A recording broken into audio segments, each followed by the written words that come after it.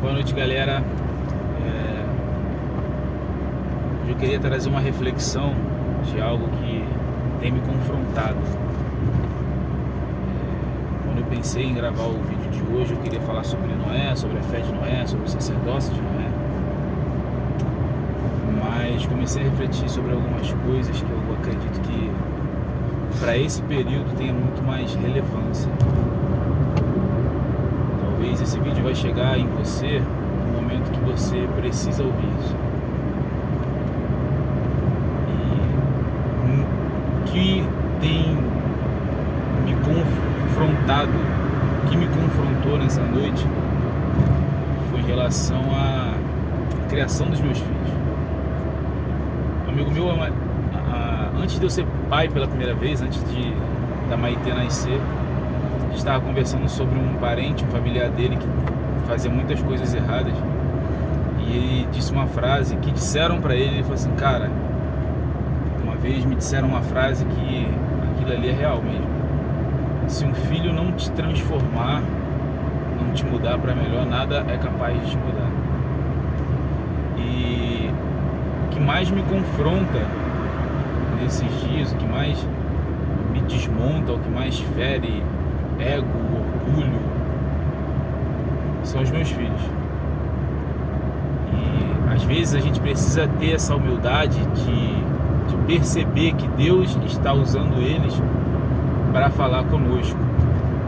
E muitas das vezes a gente, por ser autoridade na vida deles, a gente acha que tudo aquilo que a gente está fazendo é certo, e que eles têm que baixar a cabeça, porque eles são filhos. E no caso dos meus filhos, por serem pequenos, o que eles vão me ensinar? Só que o Senhor, Ele tem usado os meus filhos para me confrontar nesses dias. E o confronto que me veio do Senhor nesses dias era justamente sobre qual é o tipo de criação que eu tenho dado para eles. Porque a única criação verdadeira é aquela que é pautada na palavra. Ah, beleza, Mateus, eu sou crente e ensino meu filho na palavra, sim. Só que a sua interpretação da palavra é baseada no seu sentimento ou naquilo que de fato o Senhor está revelando na palavra. E é essa coisa que tem me confrontado. Porque muitas das vezes a gente aprende coisas que a gente, na hora a gente pensa, cara, isso é mentira, mano, isso está errado. Só que depois que a gente tem filho, a gente replica. E aí sempre se ouviu aquela história de tipo assim: quando você tiver filho, você vai fazer a mesma coisa, porque você vai ver que precisa ser feito, ou você só vai saber quando tiver filho. Cara, e a gente tem que ter muita sabedoria para não replicar erros. Porque, por exemplo, às vezes a criança está fazendo algo que a gente toma uma atitude que os nossos pais nos ensinaram para fazer, que vai resolver o problema, vai acabar com o problema ali. Pronto, acabou. Resolveu. Só que aquela forma de resolver pode gerar muitas sequelas, muitos danos. Porque se a gente pegasse aquilo que está escrito na palavra e resolvesse, ia ser diferente. Hoje a gente ouve muito do raiz, Nutella. E de fato, geração Nutella tem muitas coisas aí que incomoda. E contrapartida, a geração raiz tem muitas atitudes que hoje são proibidas até por lei. Mas aí a gente fala que tá sem mimimi e ponto final. Só que entre a geração raiz e a geração Nutella existe algo que é correto, não muda, não mudou e não vai mudar, que é a palavra do Senhor. E é sobre isso que nós temos que ensinar aos nossos filhos. Mas o maior desafio de ensinar na palavra é que os pais precisam estudar a palavra e viver a palavra. E aí que começa o problema. Porque às vezes por preguiça, ou às vezes por não achar necessário, a gente, por orgulho de achar que sabe, de que aprendeu com os pais, a gente acaba se colocando numa posição de que a gente não precisa de Deus, que a gente não precisa ouvir o Senhor, e aí a gente acaba destruindo a vida dos nossos filhos, gerando sequelas, dores, e ao invés de impulsioná-los para o propósito do Senhor, para um caráter segundo a vontade do Senhor, a gente coloca pesos, fardos sobre os nossos filhos e fala assim, é ali que você tem que ir. E quando ele vai para o Senhor, ele está com a mochila pesada de acusações, de ensinamentos errados. E o Senhor estava me confrontando isso, porque quantas das vezes eu tentei colocar nos meus filhos um fardo que às vezes quando me colocaram esse fardo, eu achei que estava errado.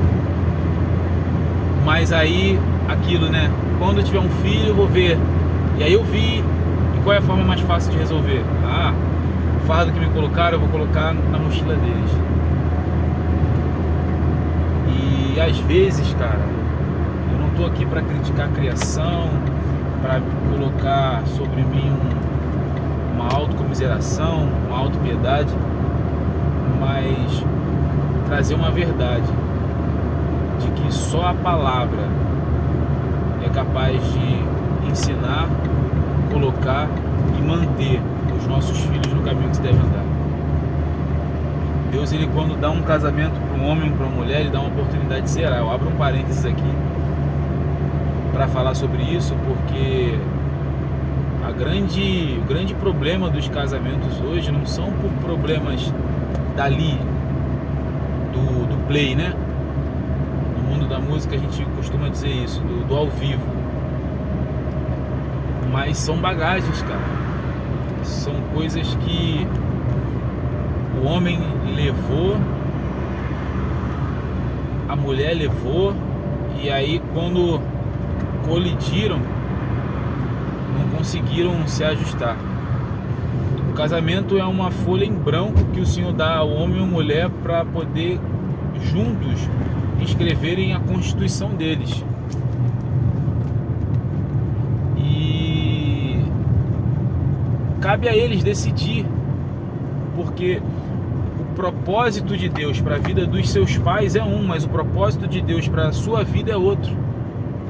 E aí você só tem que carregar para o seu casamento aquilo que os seus pais te ensinaram, mas que está pautado na palavra.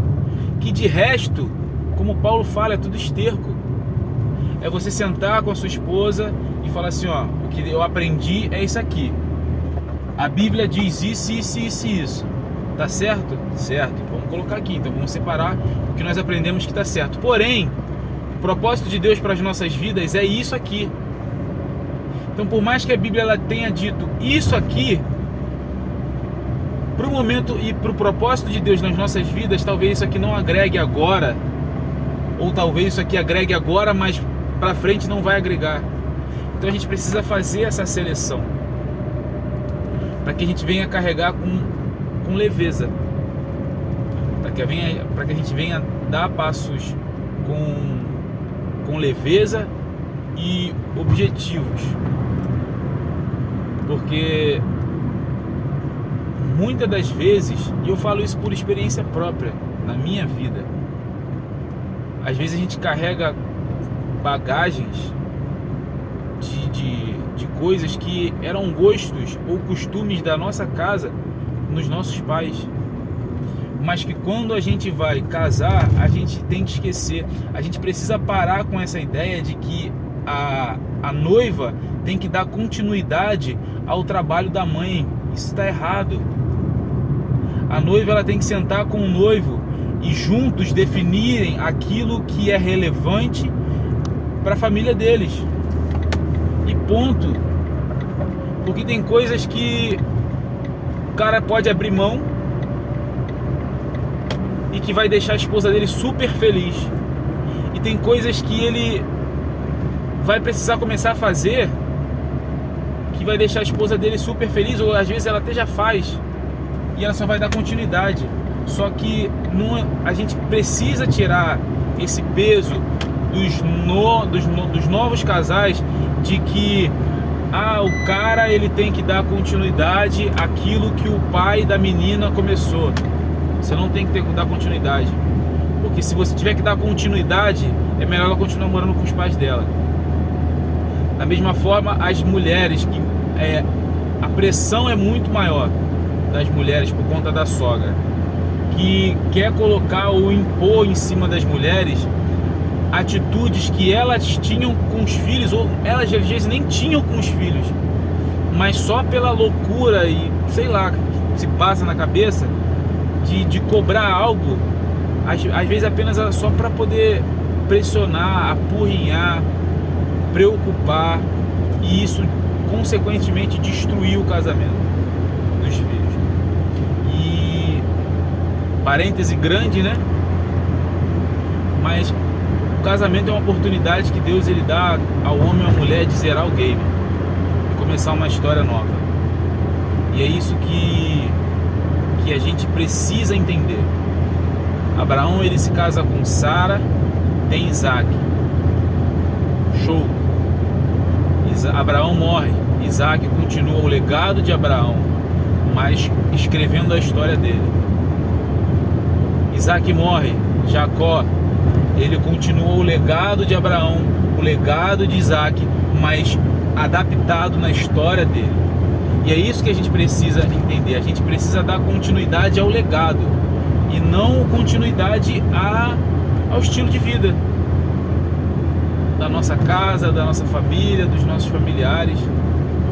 Costumes, crenças precisam ser alinhados. Costumes e crenças precisam ser alinhados. E a verdade está sempre na palavra. E eu fecho os parênteses e volto para os filhos. E o confronto do Senhor comigo nesses dias tem sido em relação a isso. Há muitas coisas que eu aprendi com os meus pais, que muitas coisas eram gostos pessoais, ou atitudes que eles tinham na hora de me corrigir os meus irmãos. E eu não estou falando, criticando a minha criação, nem nada disso, mas eu estou falando que me confrontou. Que muitas das atitudes que antes, quando a gente é filho, que a gente acha que é errado, a gente pensa, cara, pra que isso, mano? Desnecessário. Bagulho que poderia ter sido resolvido simples. E quando a gente é pai, a gente replica as mesmas atitudes com os nossos filhos, sendo que a gente já sabia que estava errado. Hoje a minha oração em relação aos meus filhos é que, primeiro, que eu não consiga educá-los sem estar baseado na palavra. Que a educação dos meus filhos seja totalmente baseada na palavra. Mas se em algum momento eu falhar, que os meus filhos continuem me honrando, mas que eles tenham sabedoria para discordar de mim e me confrontar. Por que disso? Porque eu quero ser honrado? Não. Porque a Bíblia ela diz que o primeiro mandamento com promessa é honrar o pai e a mãe para que os dias se prolonguem sobre a terra. Então eu quero que meus filhos vivam bastante na terra, que os dias deles sejam prolongados, e por isso a importância da honra. Só que eles precisam discordar de mim, eles precisam me confrontar sobre aquilo que eu estou ensinando para eles, que está contrário à palavra. Então a minha oração nesses dias é que eu não falhe, mas se eu falhar com eles, que eles tenham sabedoria para me confrontar sem me desonrar. E que eu não seja um pai que crie essa barreira nos meus filhos. Que eles tenham essa liberdade de me confrontar e eu tenha a humildade de ouvir e ponderar. De não ouvir e falar assim, não, você está errado. Por que você está errado? Não, porque eu acho isso, isso e isso, da maneira que eu penso é assim, assim, assim, assim, e você está errado. Só que, cara, eu preciso mostrar para os meus filhos o certo e o errado, e o certo e o errado está na palavra. Então, se eles me confrontarem sobre aquilo que eu estou fazendo de errado, vamos para a palavra. Por que eu estou errado? Não, pai, você está errado por conta disso, disso, disso, está escrito na Bíblia assim, assim, assado, e você está fazendo algo que eu li aqui na Bíblia não condiz com o que você está fazendo. Ponto. Acabou. Se ele tiver interpretado errado, não, filho, ó, é isso, isso, isso, isso aqui, ó. Quem está certo? Eu ou você? Vamos orar. E que Deus, ele julgue a minha interpretação com a sua interpretação. Mas se não for um problema de interpretação, de estar na palavra e eu estar falando aquilo que está contrário à palavra, que prevaleça aquilo que ele enxergou e eu não. E ponto. Então que hoje a minha oração é que, baseado em tudo aquilo que a gente compartilhou agora, a primeira coisa é que você tenha sabedoria para deixar toda a bagagem que você trouxe dos seus pais e que está sendo peso na sua vida. E eu não estou condenando os seus pais, eu não estou aqui desonrando os seus pais, porque talvez de 100%, 90% daquilo que seus pais aprenderam e te replicaram, aquilo que seus pais te ensinaram, 90% é porque eles aprenderam dessa forma. Então, todo errado que você repete por muitas vezes, na tua cabeça começa a parecer certo. Então, a minha oração é que toda a bagagem desnecessária que você trouxe da criação dos seus pais, que você não coloque na mochila dos seus filhos. A minha oração é que o Senhor, ele coloque sobre a sua vida fome e sede pela presença dele, fome e sede pela leitura da palavra, para que você replique, ensine e instrua e viva aquilo que está escrito, que você entregue aos seus filhos aquilo que o Senhor, ele já escreveu.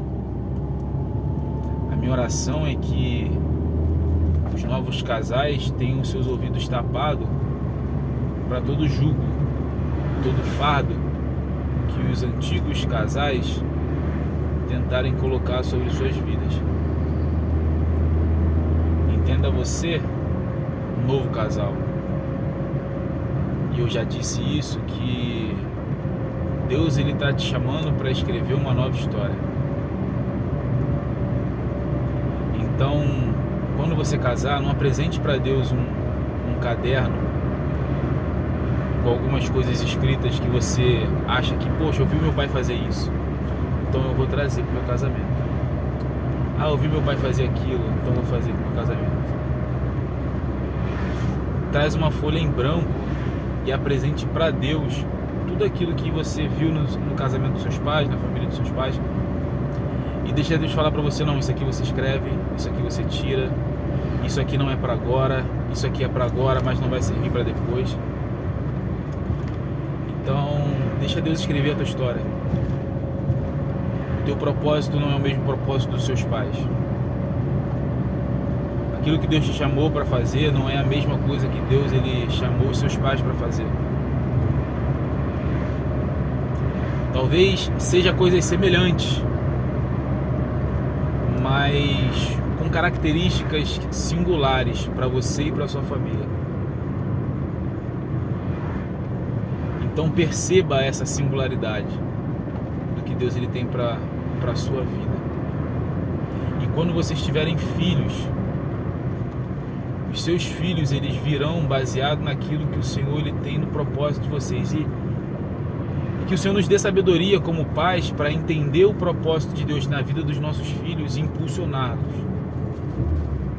Mesmo que às vezes o nosso sentimento de pai, de querer proteger, de poder querer botar numa bolha para não sofrer, que a gente venha entender o propósito de Deus para os nossos filhos, para poder empurrá-los para o propósito, deixar claro a a eles amarem o propósito do Senhor. E essas são as minhas orações.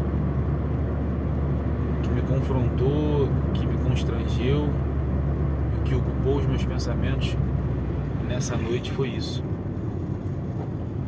Isso de que a nossa vida precisa ser zerada para que Deus construa algo novo. Não é desonra. Não é desonra porque nós vamos continuar o legado. Só que esse legado ele vai estar dentro do propósito de Deus para as nossas vidas. E eu acho que esse é o nosso maior desafio.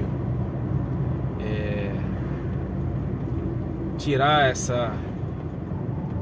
jugo de que nós vamos dar continuidade àquilo que os nossos pais começaram. E aí aquele que é pastor tem que ser filho de pastor, tem que ser pastor porque o pai era pastor. Aquele que era filho de empresário, não, meu pai era empresário, cara, você tem que ser aquilo que Deus ele te chamou para ser. E ponto, acabou.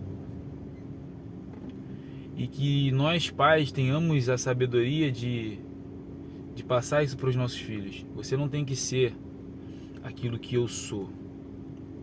Você não tem que ser aquilo que eu dediquei a minha vida. Porque, cara, você imagina. Às vezes o pai ele tem um projeto social.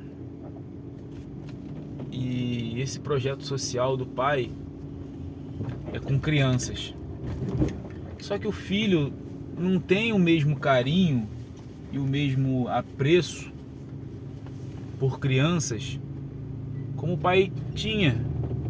Mas o filho sabe gerir pessoas que têm esse carinho e apreço. E aí às vezes ele fica naquilo de que tem que continuar o legado do pai e acaba destruindo.